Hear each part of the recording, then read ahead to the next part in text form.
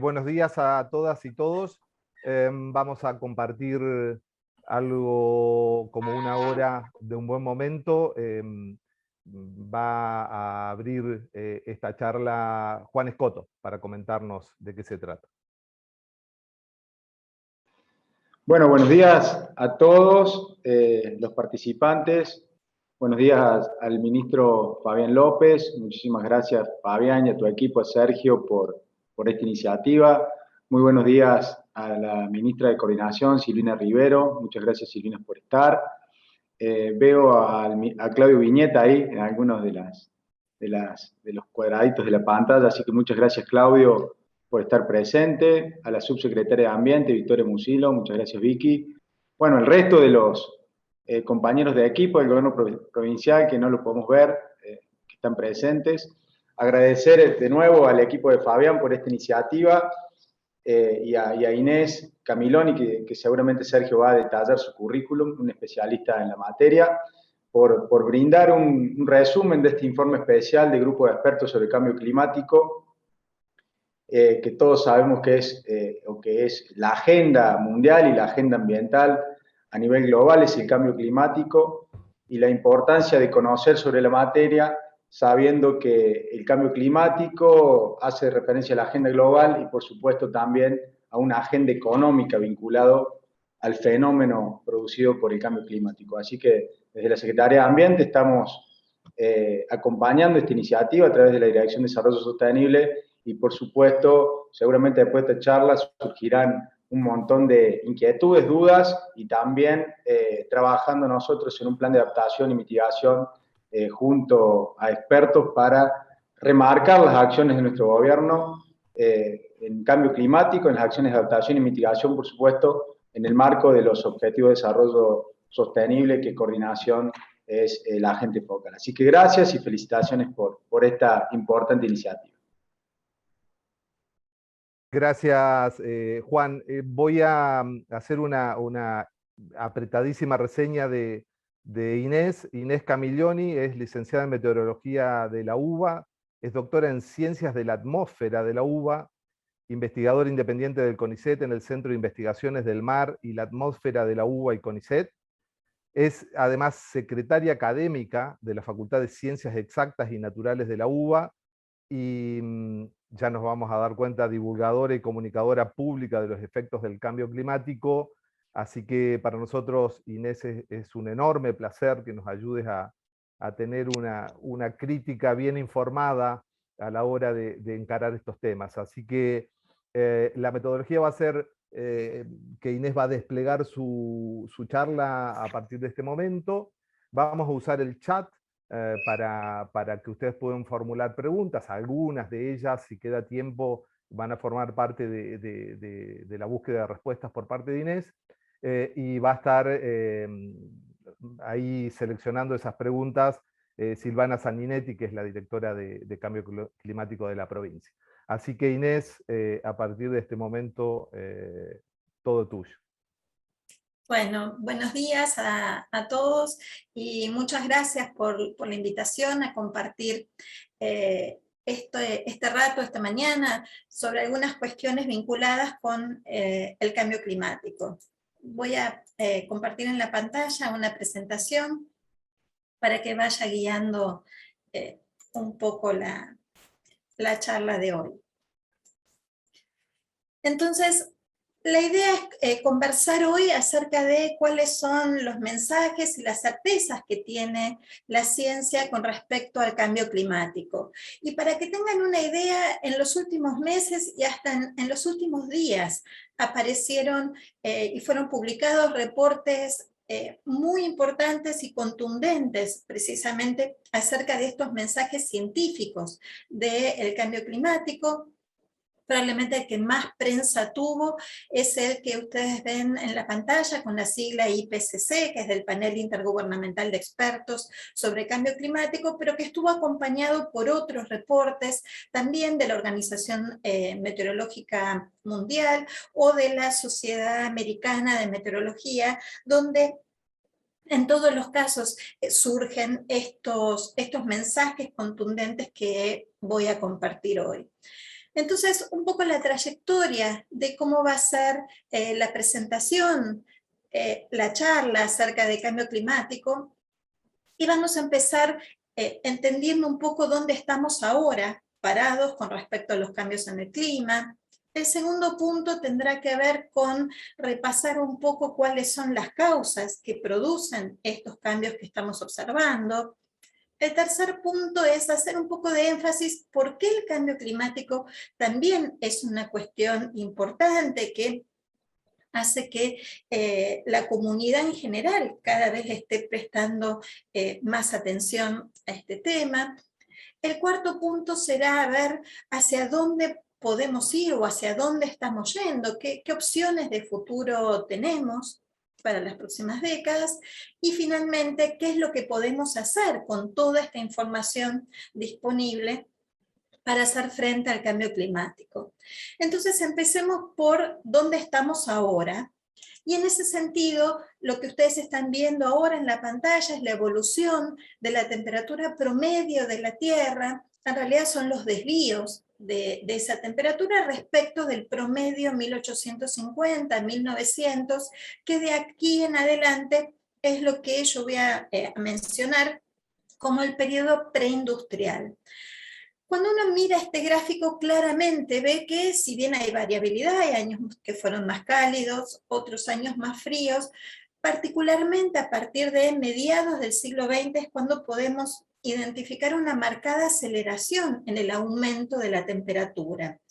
Pero otro mensaje que aparece claramente en esta figura tiene que ver con los distintos colores que ustedes ven, las distintas curvas, y eso indica que tenemos diferentes fuentes de información, y que todas esas fuentes son consistentes en mostrar esta tendencia al calentamiento del planeta. Y en particular, si tomamos la última década completa, y esto es la década entre 2011 y 2020, lo que tenemos es que el aumento de la temperatura de la Tierra fue de 1,09 grados centígrados por encima de la del periodo preindustrial. Y en particular, si hiciéramos el promedio y consideráramos las últimas 4 décadas, veríamos que fueron sucesivamente cada vez una más cálida que la otra, y en particular nunca superaron en todos los casos las temperaturas que se registraron previamente si miramos desde 1850 hacia adelante. Pero si ponemos esto en contexto, ya no solo mirando qué pasó con la temperatura de la Tierra desde 1850 hacia adelante, y vemos, por ejemplo, los últimos 2000 años, lo que se observa es que no solo tenemos este aumento de la temperatura, sino que no tiene precedentes en estos 2000 años, la aceleración en la cual se fue dando ese calentamiento.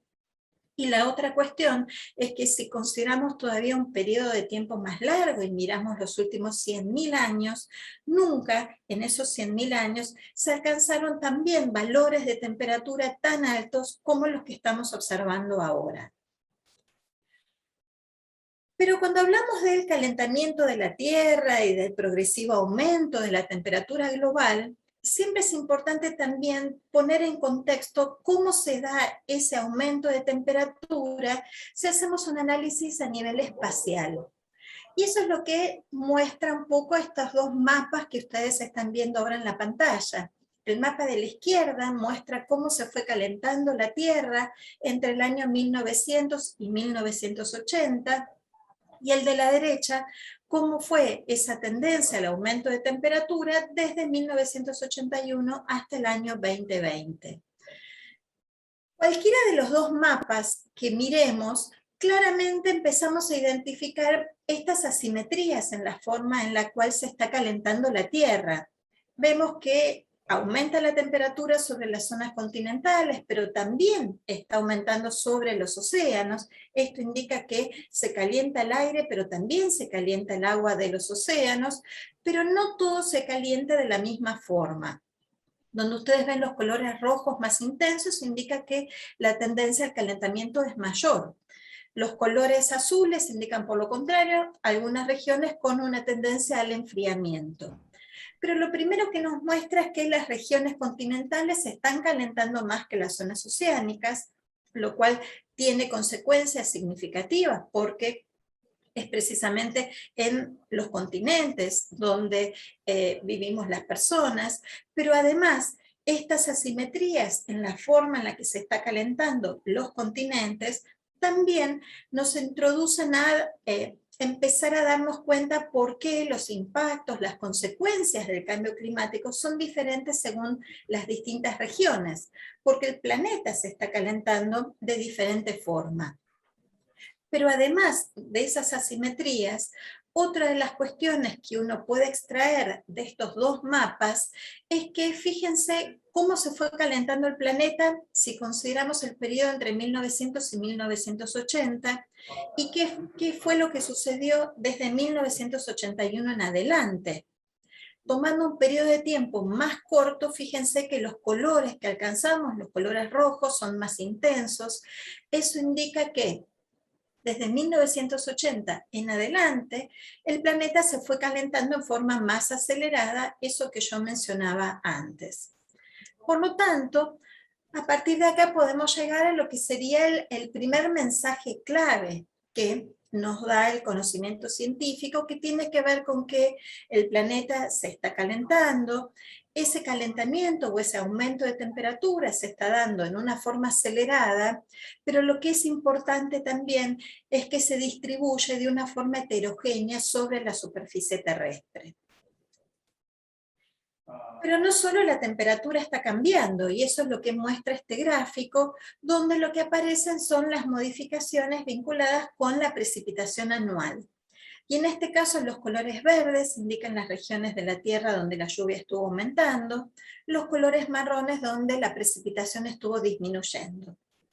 Superpuesto a este gráfico, van a ver que hay unas cruces marcadas, y eso indica que donde tenemos cruces, esas tendencias a la modificación de la lluvia todavía no son tan robustas, mientras que donde las cruces no aparecen, la certeza acerca de cómo está modificándose la precipitación es mayor y es robusta en términos estadísticos.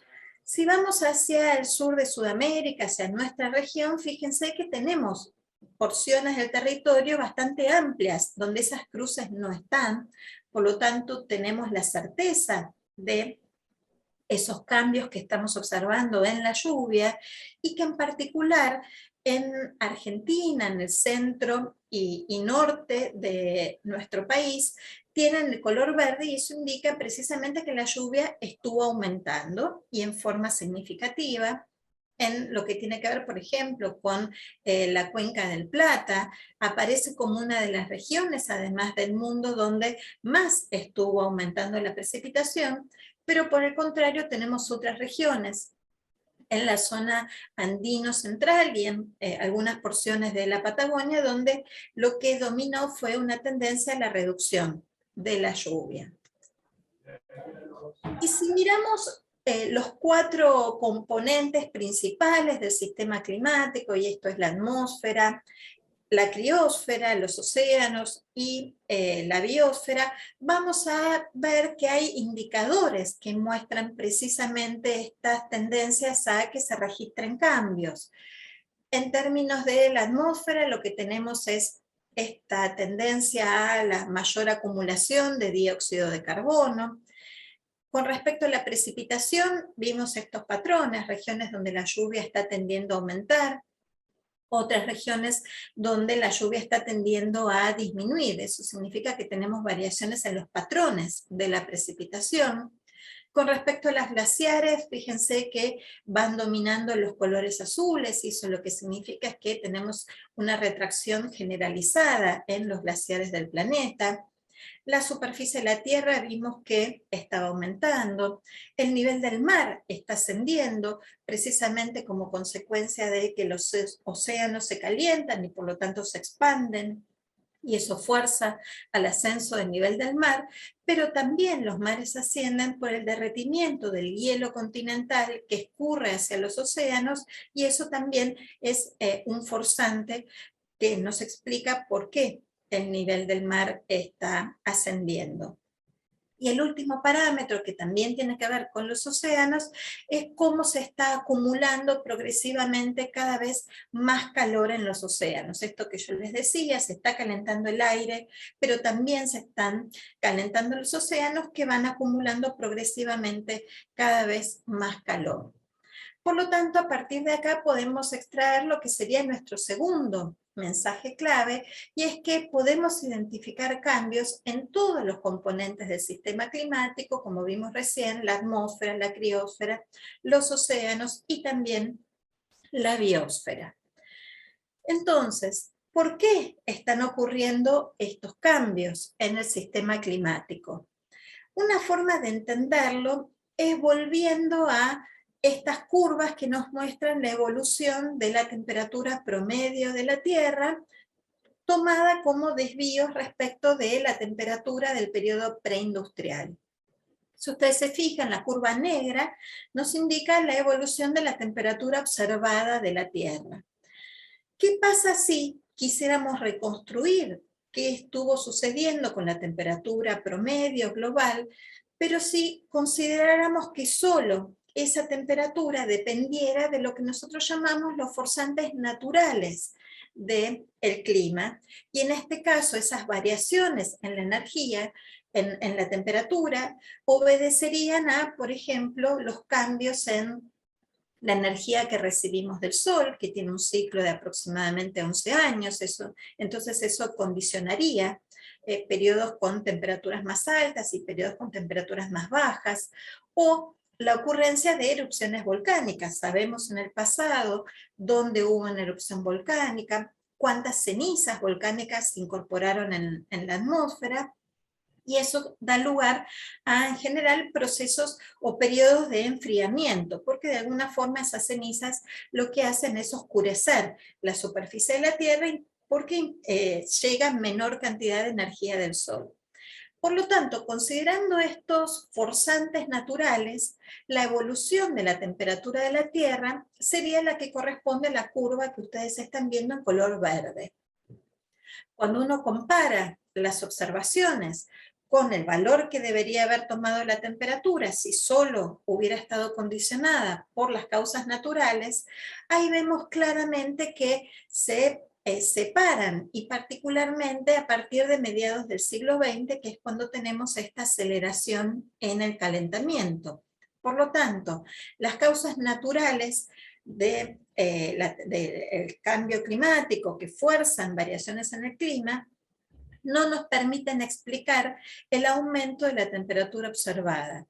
Y eso solo lo podemos hacer cuando intentamos reproducir la temperatura promedio de la Tierra y consideramos no solo las causas naturales, sino también aquellas acciones humanas que introducen cambios en el clima, y ahí es donde obtenemos como resultado la curva que ustedes están viendo en color marrón, y que precisamente tiene una correspondencia mucho mayor con las observaciones, pero lo que es más importante, logra reproducir esta aceleración en el calentamiento que yo mencionaba desde 1950 aproximadamente hacia adelante.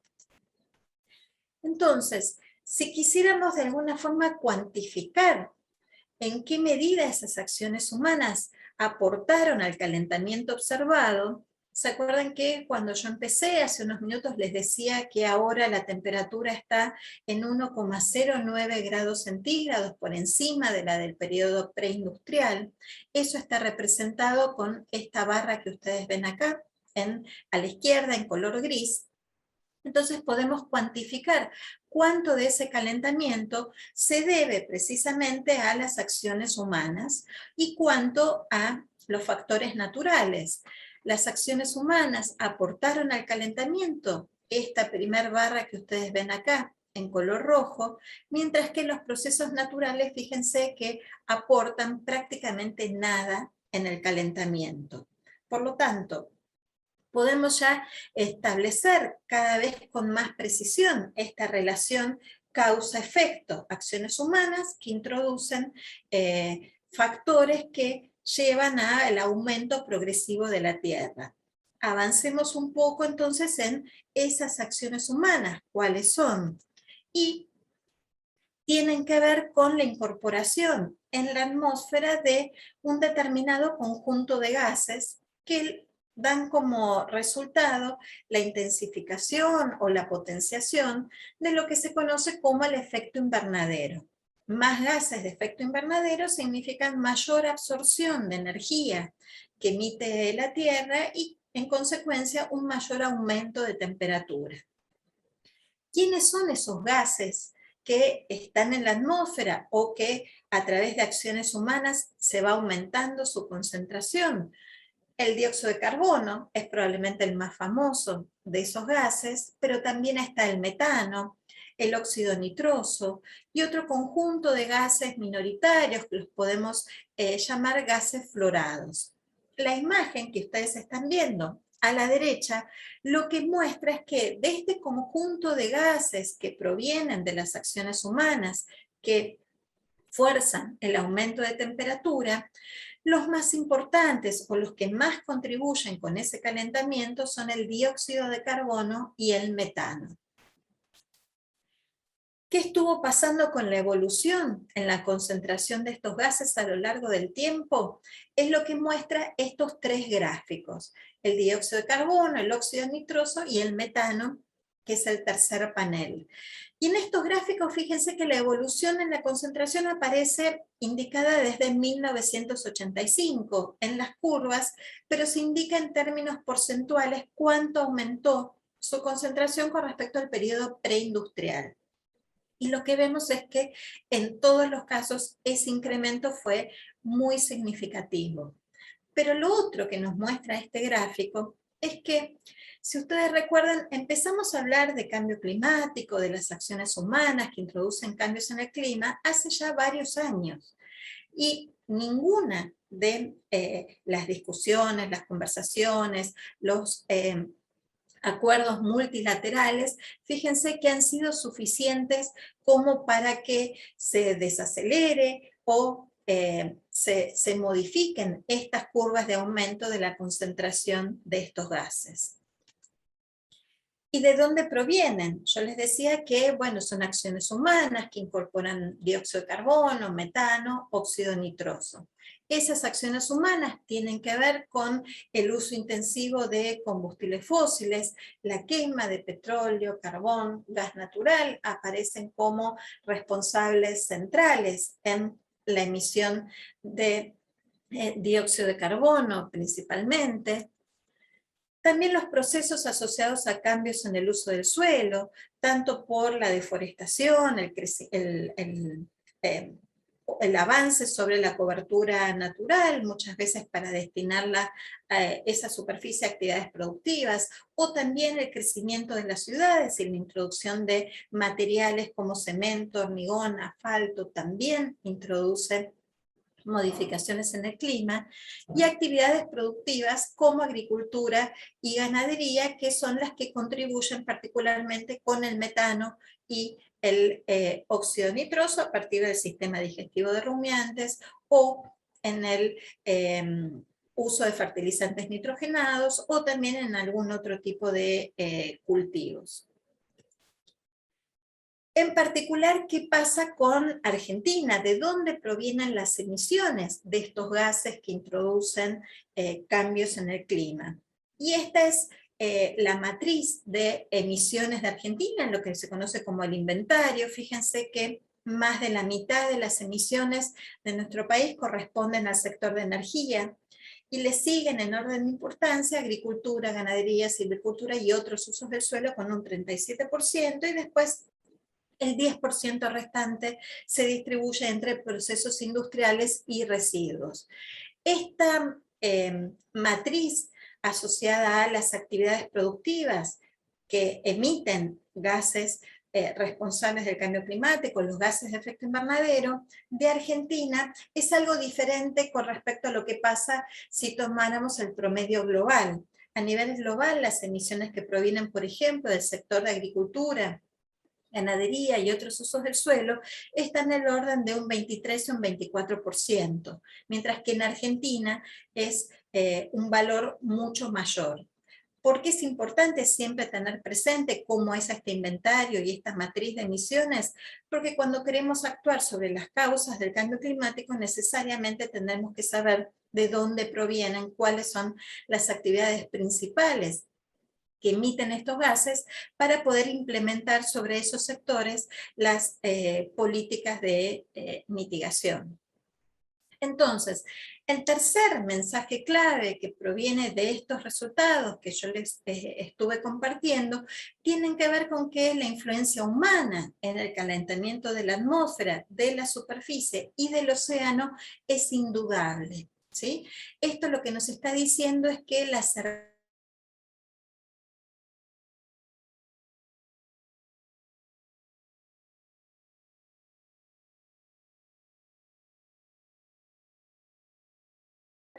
ya no tiene lugar a dudas, ¿sí? Tenemos un grado de certeza muy alto.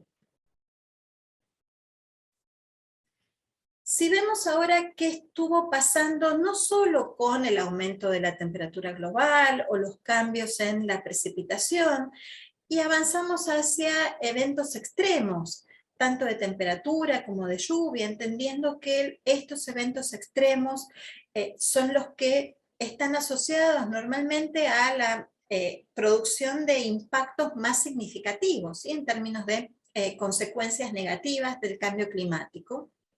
Y uno de los gráficos más emblemáticos que muestra este último informe del panel de cambio climático es esta forma de representar a los continentes y a las distintas regiones con estos hexágonos que ustedes están viendo, que son se corresponden con las regiones que ven en este mapa hacia la izquierda.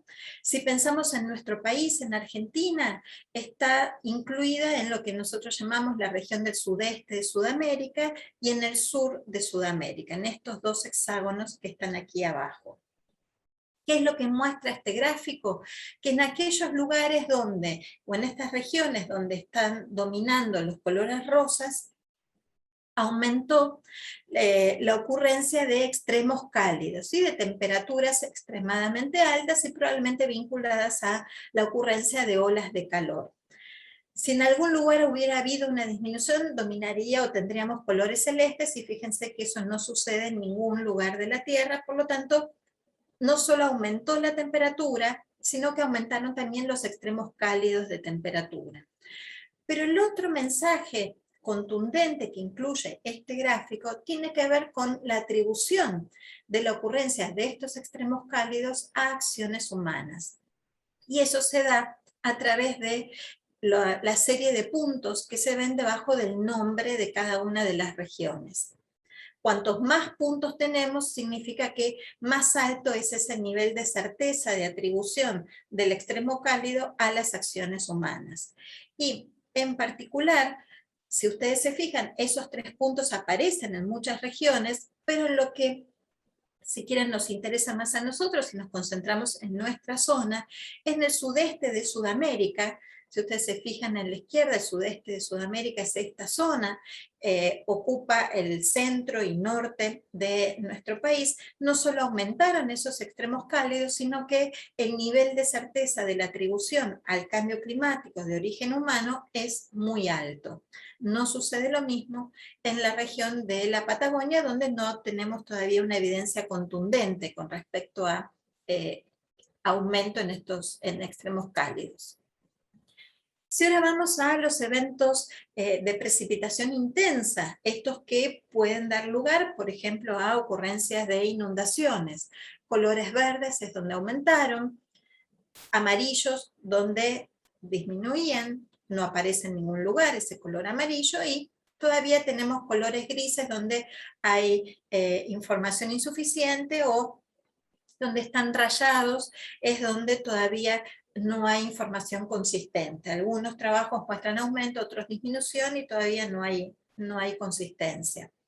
De nuevo, si nos concentramos en nuestra región, sudeste de Sudamérica, aparece como una de las regiones no solo donde aumentó la lluvia, sino que también aumentaron los extremos, las lluvias intensas, Y en particular, en este caso, el nivel de certeza para atribuir ese aumento en las lluvias intensas a las acciones humanas, fíjense que es más limitado que lo que teníamos con respecto a la temperatura.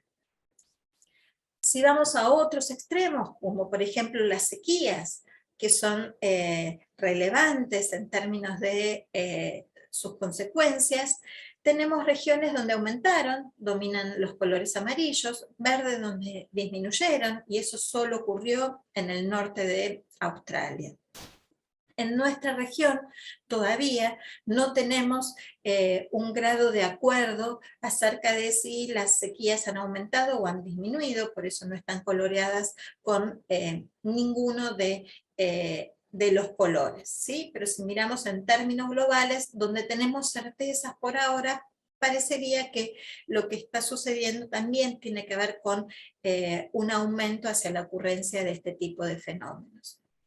Por lo tanto, el otro mensaje clave que podemos extraer de estos resultados tiene que ver con que el cambio climático no solo está afectando al globo, al planeta en su conjunto, sino que ya podemos identificar afectaciones que se dan a nivel regional, que son diferentes, como vimos, lugares donde aumentan los extremos de temperatura y aumentan los extremos de precipitación, otros lugares donde aumentan las sequías, no tenemos el mismo tipo de modificación en todas las regiones, pero en muchos de estos cambios pueden ser atribuidos también a las acciones humanas. Entonces, avancemos hacia la otra pregunta, que era ¿por qué el cambio climático es importante? Y es importante porque el cambio climático produce impactos y genera riesgos. Entonces, ¿cuál es la diferencia entre impactos y riesgos? En todos los casos tienen que ver con consecuencias negativas asociadas al cambio climático. Pero hablamos de impactos, aquellas consecuencias que ya están ocurriendo o que ocurrieron en el pasado, mientras que riesgos son aquellos que pueden suceder en el futuro. ¿Y por qué es importante hacer esta distinción entre impactos y riesgos? Porque los impactos, si es algo que ya está pasando, necesariamente ya tenemos que actuar sobre esas consecuencias negativas, y con respecto a los riesgos, otra que es lo que puede suceder en el futuro, lo importante es que pueden ser evitados o pueden ser disminuidos. Entonces, ¿a qué afecta el cambio climático? Afecta a el agua en términos de cantidad, de disponibilidad de agua, pero también en la calidad del agua. Modifican las condiciones ambientales, generando, por ejemplo, condiciones más favorables para la transmisión de enfermedades a través de vectores, y esto puede ser como la malaria, el dengue.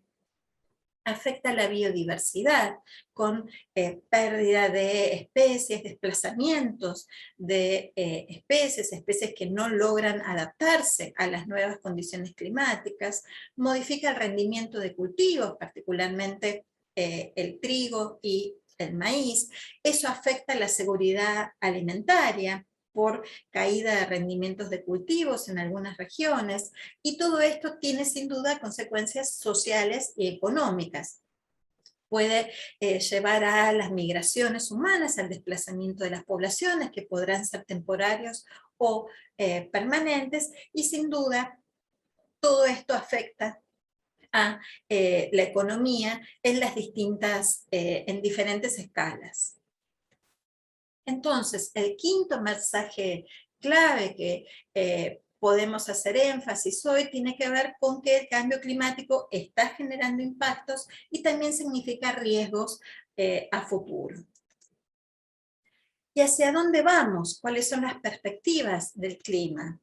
Y para eso, en este informe del panel de cambio climático, se trabaja con 5 escenarios posibles, que describen 5 futuros posibles, donde cada uno de estos futuros está asociado a diferentes niveles de emisión de estos conjuntos de gases de efecto invernadero, que yo mencionaba antes, dióxido de carbono, metano, óxido nitroso, de la incorporación de partículas en la atmósfera que llamamos aerosoles, que normalmente provienen, por ejemplo, de procesos de combustión incompleta, y también cambios en el uso del suelo.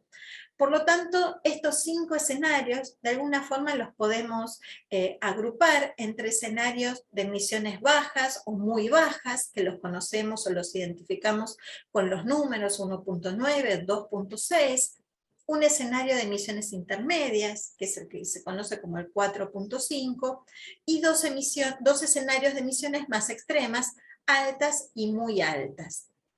En función de cada uno de estos escenarios que tienen detrás distintas emisiones de gases de efecto invernadero, distintos usos o cambios en el uso del suelo, es que podemos construir las perspectivas del clima futuro. Y así es como podemos obtener cómo podría ser el aumento de la temperatura global para lo que resta de siglo si elegimos estas 5 trayectorias posibles de emisiones y de cambios en el uso del suelo.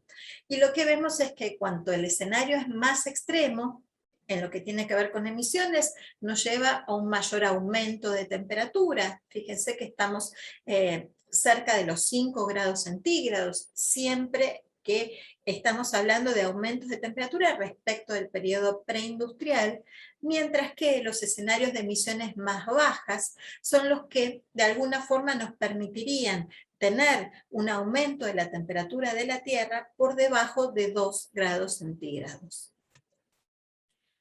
Mucha información acerca de cómo podemos generar estas proyecciones de clima futuro para las diferentes regiones que yo les mostraba antes, en las cuales el panel dividió a la Tierra, pero que también uno podría elegir cuencas hidrográficas, están disponibles a través del Atlas Interactivo, que es una herramienta web que es la primera vez que el panel de cambio climático pone a disposición una herramienta de estas características interactiva, donde cada uno que esté interesado puede acceder, es una página de acceso público, puede acceder para generar distintas simulaciones o obtener los resultados de diferentes simulaciones acerca del clima futuro en términos de variaciones de temperatura, de precipitación, de indicadores, de eventos extremos. Puede hacer mapas, puede hacer series temporales, a nivel anual, a nivel estacional, pero una de las cuestiones más relevantes que tiene que ver con este mapa, que es de uso muy amigable y que tiene además explicaciones de cómo trabajar, si uno tuviera alguna duda, es que de alguna forma democratiza la información acerca de el clima futuro para la toma de decisiones. Esa información está disponible para todo el mundo, para todas las personas, para todos los gobiernos, y que les permite evaluar no solo cómo está su propia región, sino cómo está su propia región en relación al resto del mundo. Entonces, el sexto mensaje clave que podemos extraer en función de lo que vimos recién, de las proyecciones de aumento de la temperatura global, es que la temperatura va a seguir subiendo en las próximas décadas, por lo menos hasta mediados de este siglo. La única forma de estabilizar ese aumento de temperatura sería si logramos seguir los escenarios de emisiones bajas o muy bajas. Pero de aquí a mitad de siglo todas las proyecciones indican este aumento que va a continuar en la temperatura. Pero otra de las cuestiones que es importante es que no solo aumenta la temperatura, y la proyección indica que va a seguir aumentando, sino que tenemos otros indicadores que tienen que ver con, por ejemplo, la pérdida de hielo en el Ártico, y de nuevo todos los escenarios indican que esa pérdida de hielo va a continuar en las próximas décadas. Lo mismo la acidificación de los océanos y también el ascenso del nivel del mar. Y con respecto a este último parámetro del ascenso del nivel del mar, que en el escenario que podríamos decir más pesimista, de emisiones más altos, llevaría un ascenso del orden de 1 metro, fíjense que cuando esas proyecciones se avanzan todavía más en el tiempo y llegamos hasta el año 2300, lo que obtenemos son aumentos del nivel del mar que podrían ser de hasta 3 metros en el escenario más optimista, o podría ser hasta de 7 metros en el escenario de alguna forma más pesimista. Con lo cual las proyecciones lo que están mostrando es que de continuar haciendo las cosas como hasta ahora llevaría a niveles de ascenso al nivel del mar que pondrían en riesgo a la mayor parte de las grandes ciudades del mundo que precisamente son costeras. Entonces, el séptimo mensaje clave tiene que ver con que muchos cambios debido a las emisiones que ya hicimos de gases de efecto invernadero y en las que seguramente vamos a seguir haciendo en las próximas décadas son irreversibles en estas escalas de tiempo de siglos y milenios, que tienen que ver precisamente con la pérdida de hielo en el Ártico, con el ascenso del nivel del mar que yo mostraba antes, o la acidificación de los océanos. Vamos a tardar del orden de siglos o años recién en poder pensar que puede haber alguna mejora en los indicadores asociados a estos sistemas.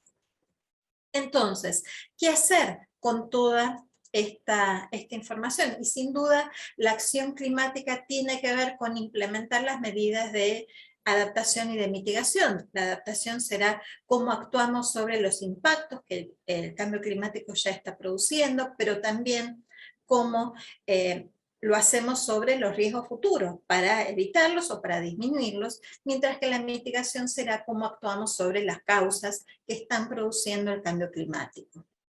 En términos de adaptación y pensando siempre en medidas de adaptación que sean planificadas, existe un menú de opciones que es grande, desde medidas de origen institucional, medidas económicas, leyes, regulaciones. Sabemos que se fue avanzando mucho en todo este conjunto de políticas de orden institucional. También hay opciones de origen social, y ahí es donde la educación, la información, hasta los cambios individuales en nuestra conducta también tienen que ver con la adaptación al cambio climático, y sin duda dentro de este menú de opciones de estrategias de adaptación aparecen las medidas estructurales, desde generación de nueva infraestructura, adaptación de infraestructura existente, como algunas de las medidas.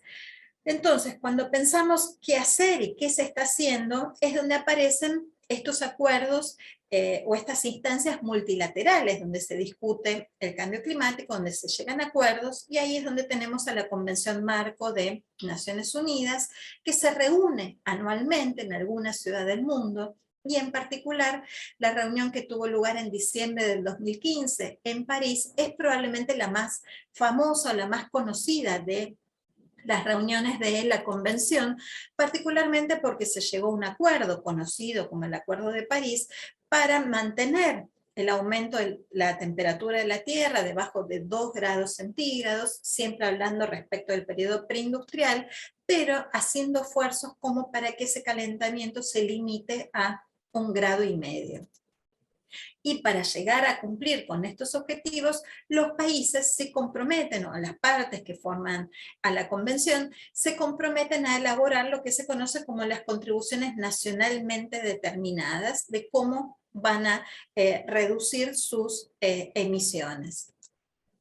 En particular, Argentina hizo su primera contribución nacional en el año 2016, indicando cuáles serán esas metas de reducción de emisiones para el año 2030. Tienen ahí los números: no exceder las 483 megatoneladas de dióxido de carbono. Ese era un compromiso no condicionado, eso significa sin dependencia de transferencia ni de tecnología ni de recursos, que en caso que se recibieran se podía alcanzar un objetivo más ambicioso.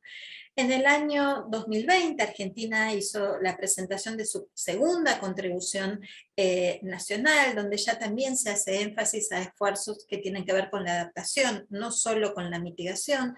Esta segunda contribución presenta un objetivo todavía más ambicioso en términos de reducción de emisiones, y sobre esta segunda contribución nacional, en la reunión que hubo de presidentes en abril del 2021 nuestro país subió todavía un poquito más su objetivo para limitar emisiones, por lo menos de aquí al año 2030. Pero el otro compromiso que asumió nuestro país tiene que ver con alcanzar ser carbono neutrales al año 2050, y esto significa llegar a una situación de equilibrio entre el dióxido de carbono, por ejemplo, que incorporemos a la atmósfera, y los sumideros que tengamos, de forma de alcanzar precisamente esta neutralidad con respecto a las emisiones. Y en ese sentido Argentina ya está trabajando también en la preparación de su estrategia de largo plazo, que tiene que ver con cuáles son las medidas, cuáles son los sectores sobre los cuales va a trabajar precisamente para alcanzar ser carbono neutral. Entonces, si miramos la situación en términos de aumento de temperatura de la Tierra, estas son las metas del Acuerdo de París: 2 grados centígrados, con un objetivo más ambicioso de limitarlo a 1,5 grados. Si consideramos las contribuciones nacionales, la misma que presentó Argentina y lo que hicieron otros países que forman parte de la Convención, todavía estamos lejos de las metas del Acuerdo de París. Llevaríamos el aumento de temperatura de la Tierra alrededor de 3 grados centígrados, pero estamos mejor de si no hiciéramos nada, que nos llevaría a un mundo de 4 grados centígrados. Entonces, ¿cuándo alcanzaríamos estos umbrales de calentamiento de los objetivos del Acuerdo de París, de 2 grados centígrados o de 1,5 grados?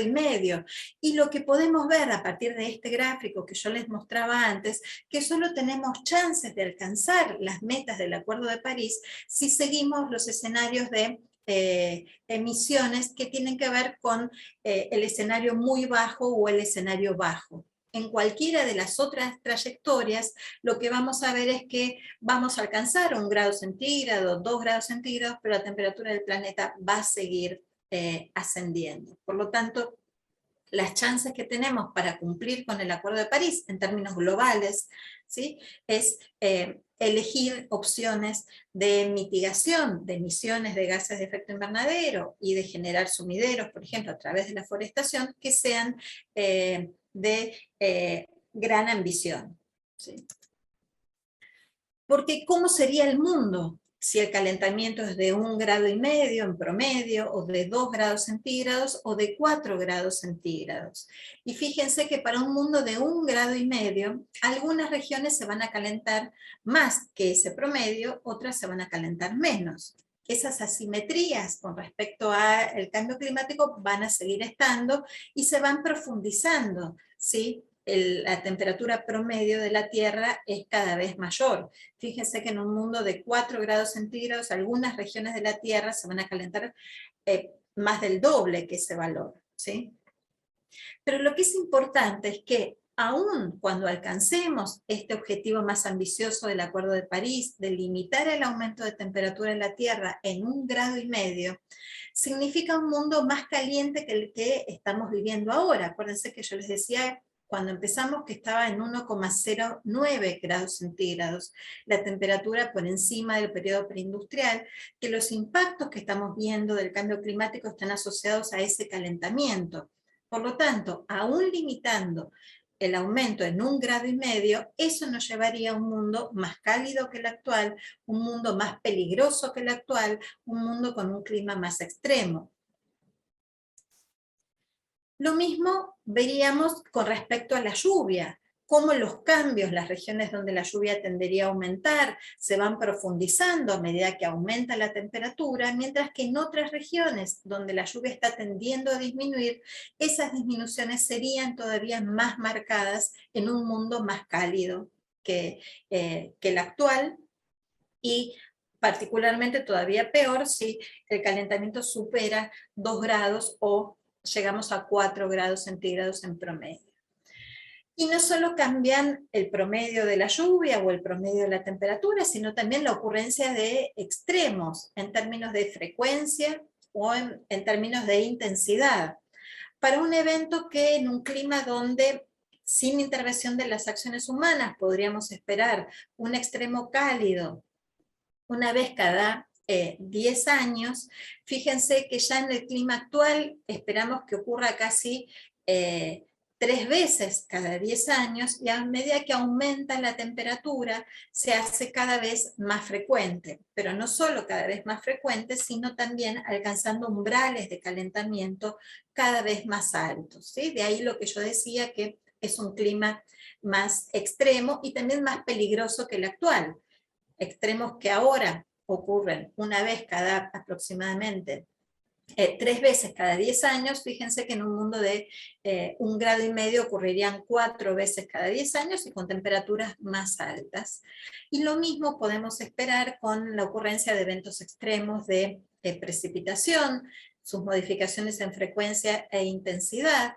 Aumentaría no solo la frecuencia en la que ocurrirían estos eventos extremos, sino que acumularían mayor cantidad de agua. Por lo tanto, incrementarían los riesgos que tienen que ver con inundaciones, por ejemplo, y en términos de sequías, también tendríamos un aumento en frecuencia y en severidad, ¿sí? en la intensidad de las sequías.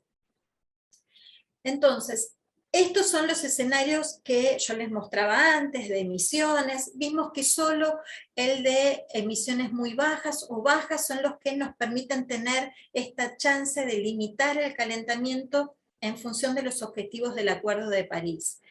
Pero si ustedes se fijan, estas curvas en los escenarios muy bajos o bajos toman a partir de determinado momento en este siglo valores que están por debajo de este número 0. Eso significa que están asociados a lo que nosotros llamamos emisiones negativas. ¿Qué significa esto de emisiones negativas? Que no solo tenemos que bajar drásticamente cuánto dióxido de carbono y los otros gases estamos incorporando en la atmósfera, sino que tenemos que generar sumideros de forma tal que estemos removiendo de la atmósfera más dióxido de carbono que el que estamos incorporando. Y eso solo se puede hacer a través de la forestación, por ejemplo, o a través de alguna opción tecnológica de sistemas de captura y almacenamiento del dióxido de carbono, almacenándolo en reservorios geológicos. Por lo tanto, son escenarios que, si bien nos permiten ver una perspectiva de alcanzar los objetivos del Acuerdo de París, son muy demandantes en términos de las medidas de mitigación que hay que implementar. Y eso implica, por ejemplo, esta transición rápida desde la generación de energía de fuentes renovables, de fuentes derivadas de combustibles fósiles, a renovables, ¿sí? Una descarbonización muy rápida de nuestro sistema de generación de energía.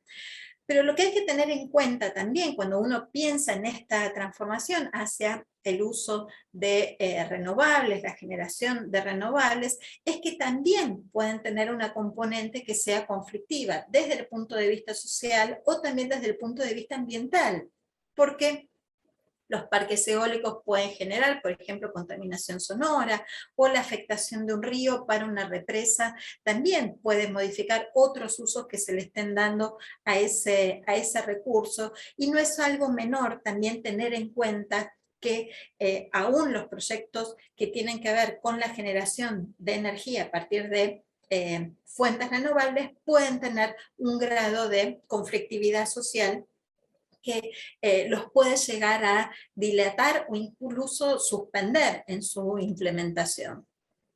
Entonces, el octavo mensaje clave tiene que ver con que tenemos que hacer esfuerzos de mitigación muy ambiciosos, pero también muy rápidos en el tiempo, si queremos realmente ralentizar o detener algunos de los cambios que llevan o asociados al aumento de la temperatura de la Tierra. ¿Sí? Estos esfuerzos son imprescindibles si queremos cumplir con, por ejemplo, los acuerdos, con los objetivos del Acuerdo de París. Y otra cuestión que es importante, que tiene que ver con ese mensaje de la urgencia. ¿Por qué es importante implementar ya las medidas de mitigación? Entonces, a modo de ejemplo, fíjense que acá tenemos dos curvas de emisiones, una que es la baja, que es la curva azul, y la curva roja, que es una curva de emisiones altas. ¿Cuándo vamos a poder detectar si ya desaceleramos las emisiones de dióxido de carbono? ¿Cuándo lo vamos a poder detectar, por ejemplo, en las concentraciones? ¿En cuánto dióxido de carbono medimos? ¿Cómo podemos ver que nuestra curva de crecimiento en la cantidad de dióxido de carbono empieza a cambiar de pendiente? Eso vamos a tardar entre 5 o 10 años después que implementamos nuestras medidas de reducción de emisiones. Y en términos de la temperatura del planeta, vamos a tardar entre 20 y 30 años para empezar a ver cómo nuestras curvas de calentamiento, de aumento de la temperatura, se empiezan a despegar, ¿sí? De acá es donde uno puede empezar a entender por qué está este mensaje de la urgencia en la implementación, en la necesidad de que se implementen estas medidas ambiciosas de reducción de emisiones. Porque finalmente lo que está demostrando la ciencia es que el clima que vamos a experimentar en el futuro depende de las decisiones que tomemos hoy. Entonces, ya para ir terminando y que nos quede un tiempo para preguntas, necesariamente cuando hablamos de cambio climático lo que necesitamos es tender un puente entre la ciencia que genera la información sobre cuáles son los riesgos nuevos, los riesgos emergentes que pueden surgir del cambio climático, puede proveer de un menú de opciones de mitigación y de adaptación, pero cómo generamos este diálogo entre la ciencia con estos resultados y la política para que se pueda dar de una forma que sea eficiente. Y para eso tenemos que pensar, por un lado, qué desafíos tiene la ciencia. Y esos desafíos tienen que ver con poder precisar cuáles son los impactos, y cuando hablamos de precisar significa en términos cuantitativos, de un aumento de 2 grados centígrados respecto al periodo preindustrial, para una determinada región, para una determinada localidad, para un determinado sector. ¿Qué diferencias hay con respecto a 1,5 grados? ¿Sí? Si esos impactos o los riesgos son mayores o son menores, o prácticamente no notamos mucha diferencia en ese sector y en esa escala. ¿Cuáles de los impactos que va a producir el cambio climático necesariamente van a requerir que se implementen medidas de adaptación? ¿Qué costo van a tener esas medidas? Después, ¿cuáles son las opciones que podemos tener para precisamente implementar esas medidas urgentes para descarbonizar la energía? Son algunos de los desafíos, por supuesto no son todos, mientras que para quienes tienen que tomar decisiones también aparecen un conjunto de desafíos, porque en algún momento hay que decidir, bueno, los riesgos que impone el cambio climático, cuáles son aceptables y cuáles necesariamente tenemos que evitar. Y además, ¿cómo integramos esos riesgos locales con estos objetivos globales que plantea el Acuerdo de París, de un calentamiento de 1,5 grados o de 2 grados? Porque esos son objetivos que se discuten en la escala global, pero que después tenemos que traducirlos en una escala local o regional para la toma de decisiones, y sin duda los otros desafíos tienen que ver en cómo se pueden generar alianzas que sean estratégicos, cómo aprovechar las ventanas de oportunidades que pueden aparecer para promover o para implementar estos cambios y transformaciones que son necesarias. Y para eso, sin duda, hace falta, como yo decía, involucrar a la sociedad, porque necesitamos que esas transformaciones tengan el acompañamiento y la aceptación social. Ese es el camino para poder establecer ese puente de diálogo que sea fructífero. Entonces, repasando un poco la trayectoria de esta presentación, vimos que ¿qué está pasando con el clima? Hemos identificado un claro aumento de la temperatura de la Tierra, pero que se da también en los extremos de temperatura y en otras variables. Hablamos de la lluvia, del nivel del mar, de la pérdida de hielo, retracción de glaciares. ¿Por qué se está produciendo? Aparece claramente dominado por el uso intensivo de combustibles fósiles, pero que en el caso de nuestro país tiene también una contribución importante de sectores productivos y también de los procesos de cambio del uso del suelo.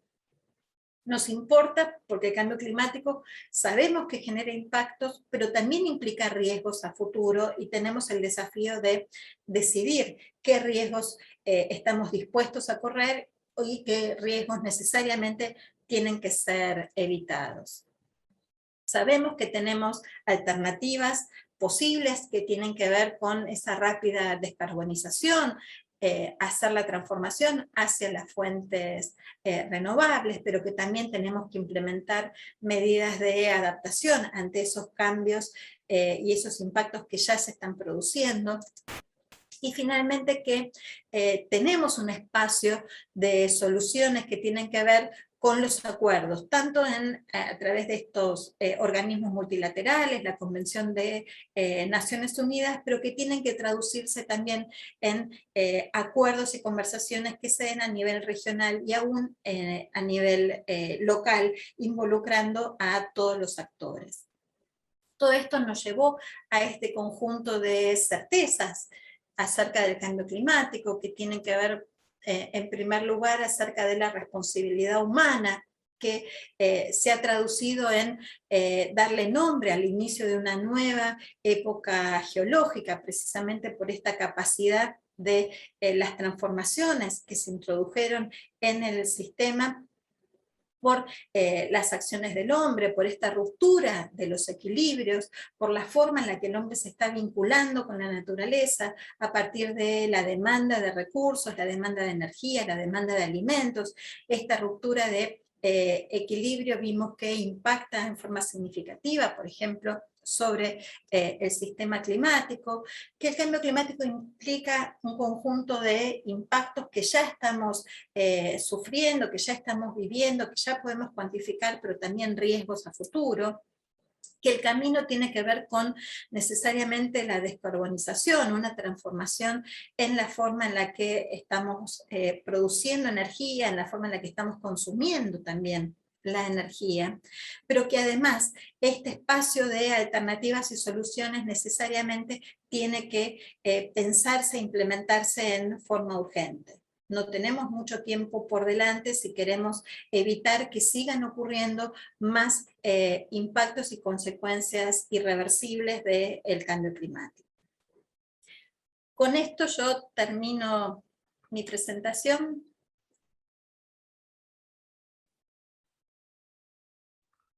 Impecable, Inés. Creo que Silvana tiene un par de preguntas. Entre tanto, ¿está Silvana allí? Sí, una sola pregunta. Déjame ver porque la anoté tal cual para no equivocarme. Una era si se iba a subir la charla. Se va a subir la charla al canal de YouTube de Sergio del Ministerio, ¿no? Correcto, sí, la vamos a difundir por el canal. Bueno, y Eduardo Melano dice que Biden ha revertido, parece hacerlo, de la política en los Estados Unidos en este aspecto. Si hay algo detectado al respecto, me imagino que se refiere acá en Argentina. Y bueno, y saluda a Inés. A ver, a partir del cambio de la presidencia en Estados Unidos, hubo un cambio en la posición frente al cambio climático y un estímulo al resto de los países a implementar medidas ambiciosas con respecto al cambio climático. Argentina tuvo siempre un rol bastante importante en lo que tiene que ver con el cambio climático, con las negociaciones. La Ciudad de Buenos Aires fue 2 veces sede de reuniones de la Convención de Naciones Unidas sobre Cambio Climático. Entonces, la posición argentina siempre estuvo alineada en términos de la necesidad de implementar medidas y acciones frente al cambio climático. Por supuesto que el cambio de posición de Estados Unidos ayuda en pensar que tenemos alternativas para alcanzar los objetivos del Acuerdo de París, porque hay que ponerlo también en el contexto. América Latina emite alrededor del 8% de las emisiones de gases de efecto invernadero, Argentina emite algo menos del 1%. Si los grandes emisores no están alineados con alcanzar los objetivos de París, y ahí aparece Estados Unidos y China al tope de la tabla en emisiones, es muy difícil pensar que se logren estos acuerdos. Entonces, o que se alcancen los objetivos de los acuerdos. Por lo tanto, bueno, que Estados Unidos haya cambiado su posición, creo que es una cuestión alentadora, ¿no? Perfecto. Bueno, Silvana, creo que esas eran las dos preguntas que estaban formuladas. Seguramente esto va a tener alguna capilaridad y alguna expansión en futuros encuentros. Está presente el ministro Fabián López y la ministra Silvina Rivero, del Ministerio de Servicios Públicos y del Ministerio de Coordinación. Ellos han tenido esta iniciativa, así que dejamos lugar para que puedan cerrar este encuentro. Silvina, te dejo, si te parece, el cierre final a vos y nuevamente, únicamente agradecer a Inés por la clarísima presentación que ha quedado manifiesta también por todos los comentarios de chat que he visto que han ido apareciendo. Creo que el desafío sigue quedando cada vez más claro. Creo que de este panel o de este último informe, Inés no lo mencionó quizá, pero ella fue, por lo que entendí, revisora, ¿no es cierto?, de uno de los capítulos de este informe del panel intergubernamental, que como bien señaló ella en una charla previa que tuvimos, es un panel de gobiernos, es un panel intergubernamental donde están los gobiernos involucrados, y digamos, este informe no es que se sentaron a correr modelos y analizar consecuencias, sino que analizaron 14.000 publicaciones científicas en journals con referato a nivel internacional, en journals de científicos a nivel mundial, y condensaron esas conclusiones, esos hallazgos a los cuales arribó la mejor ciencia disponible hoy en este informe, con lo cual queda claro lo que ella, creo, sintetizó en varios de los mensajes, ¿no es cierto? No hay duda, o sea, si alguna vez hubo dudas, si alguna vez se puso en discusión cuál es el impacto de las actividades humanas respecto al calentamiento global y a los efectos, a los impactos y los riesgos, del impacto observado y los riesgos que vamos a tener, eso ha quedado cada vez más claro que es así, y por lo tanto, al uno poder identificar claramente cuáles son las acciones que generan esto, creo que quedan cada vez más claras las posibilidades, las alternativas para actuar. Yo siempre digo que tenemos como especie la oportunidad de desafiar al principio darwiniano, el principio darwiniano que dice que las especies que sobrevivieron no fueron las más fuertes ni las más inteligentes, sino las que mejor se adaptaron a los cambios.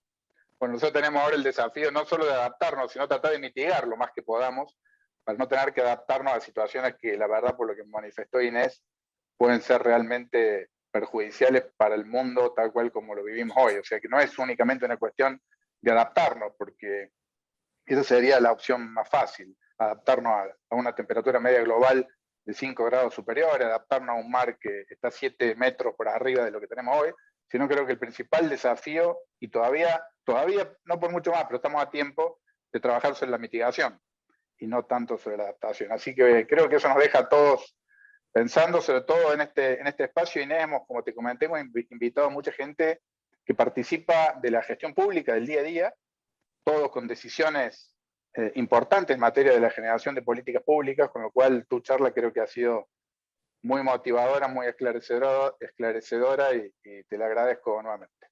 Gracias.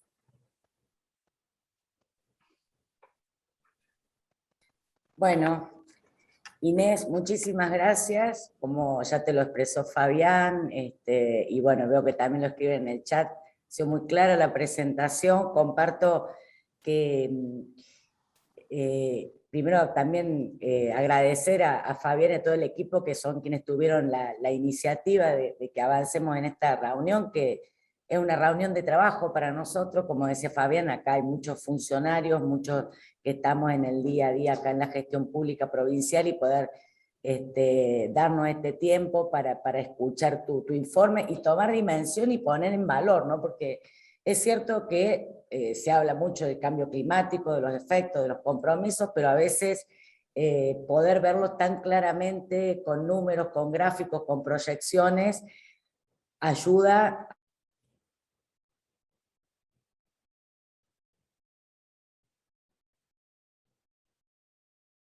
a tomar dimensión. Los gobiernos, como si bien vos dijiste, entre la ciencia, la sociedad y la política, creo que las gestiones públicas, los gobiernos en sus distintos niveles tenemos un rol clave.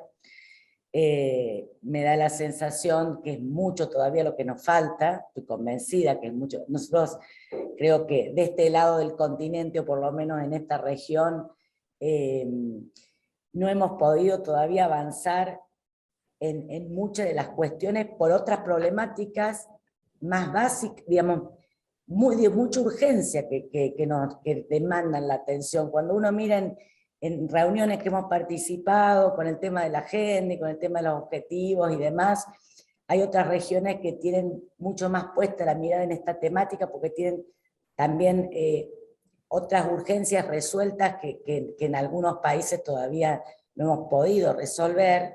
Me refiero a lo que es el capítulo de personas de la Agenda 2030 y todo lo que tiene que ver con cuestiones básicas, que al no estar resuelta a veces quitan un poco de atención a esta otra problemática que es igual de básica que las que tienen que ver con el capítulo de personas, así que me parece importante hacer este tipo de reuniones para que podamos avanzar en paralelo en todas las problemáticas que tenemos en los distintos capítulos de la Agenda 2030, y en ese sentido creo que desde la provincia de Córdoba, bueno, cuando dabas la participación de los distintos sectores o de las distintas, sí, bien digo, de los distintos sectores en lo que es la emisión de gases y veía lo que significa los combustibles, obviamente que no pude dejar de pensar en nuestra nueva ley de bio y de energías renovables y lo que se está trabajando también desde la Secretaría de Ambiente en cuestiones de más seguimiento y en lo que tiene que ver con las actividades agroindustriales y con las actividades agropecuarias, pero creo que es mucho lo que tenemos para hacer. Tenemos que profundizar una serie de medidas como para terminar de integrar la política que tiene que ver con esta cuestión del cambio climático. Para eso es necesario trabajar, como vos bien dijiste, con los distintos sectores, con los distintos actores, y en ese marco creo que hacer charlas como esta y poder darnos este espacio de interacción y de profundizar en conocimiento, sobre todo a quienes no somos expertos en el tema, es de mucha utilidad. Así que muchísimas gracias de nuevo. Siempre me queda la preocupación de todo lo que tenemos por delante por hacer, esa sensación de que siempre muchas cosas se va corriendo de atrás, ¿no? Y mientras tanto el tiempo pase, algunos problemas se profundizan, así que, bueno, seguramente nosotros como equipo reafirmar todo el tiempo nuestro compromiso de trabajar en este tipo de cosas. Y agradecerte de nuevo el tiempo y el espacio. No, muchas gracias a ustedes, un placer. Muchas gracias a todos. Buenos días.